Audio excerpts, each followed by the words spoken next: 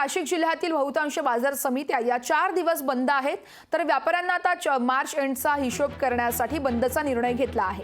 तर बंदमुळे शेतकऱ्यांची मात्र मोठी गैरसोय होणार असल्याचं पाहायला मिळतंय। व्यापाऱ्यांना वर्षभराचा हिशोब करण्यासाठी मार्च एंडच्या पार्श्वभूमीवरती आजपासून लासलगाव, मनमाडसह नाशिक जिल्ह्यातील बहुतांश बाजार समित्या या 4 दिवस बंद असतील आणि याच बंदमुळे शेतकऱ्यांची मात्र मोठ्या प्रमाणात गैरसोय होणार असल्याचं पाहायला मिळतंय। अगोदरच गेल्या काही दिवसांपासून कांद्याच्या भावात मोठी घसरण होत असल्यानं कांदा उत्पादक शेतकरी हवालदिल झालेत। तर 4 दिवसानंतर आता जेव्हा बाजार समित्या सुरू होतील तेव्हा कांद्याची मोठ्या प्रमाणात आवक होऊन देखील यावेळेस भाव आणखी कोसळण्याची दाट शक्यता वर्तवली जाते। त्यामुळे आता शेतकरी देखील चिंता व्यक्त करतायत।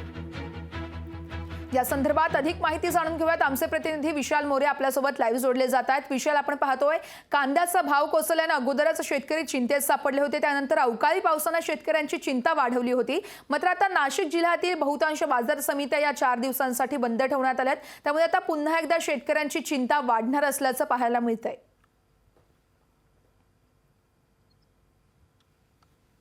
नक्कीच वर्षा, याआधी सरकारचे कांदा निर्यात बंदीवरचे असणारे धोरण, त्यानंतर अवकाळी पाऊस आणि आता व्यापाऱ्यांना वर्षभराचा हिशोब करण्यासाठी मार्च एंडच्या पार्श्वभूमीवर आजपासून लासलगाव, मनमाडसह नाशिक जिल्ह्यातील बहुतांश बाजार समित्या या 4 दिवस बंद राहणार आहेत।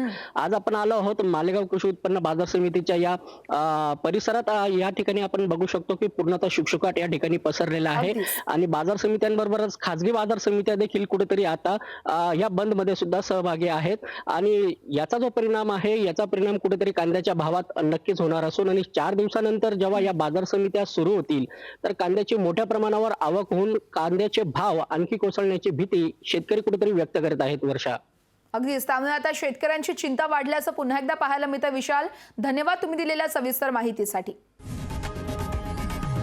लोकशाही मराठी ऐका, पहा, जागरूक रहा।